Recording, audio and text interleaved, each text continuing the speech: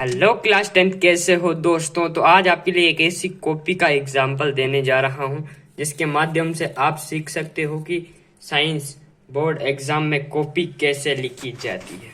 हाँ जी बिल्कुल दोस्तों, आप सीख सकते हो क्योंकि इस कॉपी की वजह से मैं भी सीखा हूँ, क्योंकि मैं भी क्लास 10th में हूँ और मैंने भी कुछ बहुत अच्छी चीजें देखी है कि किस प्रकार से आंसर लिखा जाता है। इस कॉपी ने मुझे बताया, क्योंकि ये कॉपी किसी आम आदमी की नहीं है, ये भी एक टॉपर की कॉपी है।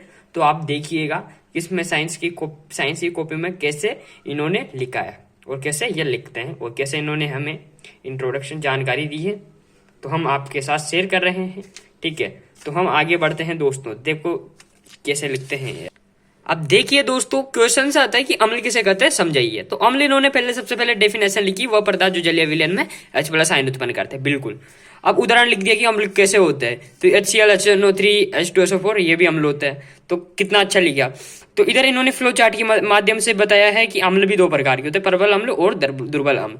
तो अगर इन्होंने इस प्रकार से लिखा है तो इनको एग्जामिनर ने अच्छे नंबर दिए हैं, क्योंकि इन्होंने वाक्य में ऐसे ही लिखा है। क्योंकि ये मेरे दोस्त की कॉपी, मतलब मेरे दोस्त ने इस प्रकार से लिखा है। उसने बताया उसके 99 मार्क्स आए हैं किसमें, साइंस में। क्योंकि उसकी एक तरीके से उसकी एक आंसर दो आंसर गलत भी थे, पर उसने इस प्रकार से आंसर लिखे हैं, बल्ले बना बना के लिखे हैं, पर उन्होंने फ्लो चार्ट के माध्यम से समझाई है, जिससे उनके 99 मार्क्स आ पाए हैं।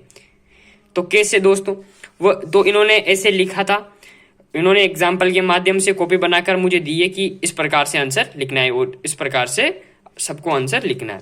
तो इन्होंने, अब देखो ये केमिस्ट्री का टॉपिक था, तो इन्होंने देखो फ्लो चार्ट के माध्यम से अच्छे तरीके से बताया कि अम्ल दो प्रकार के होते हैं, प्रबल अम्ल और दुर्बल अम्ल।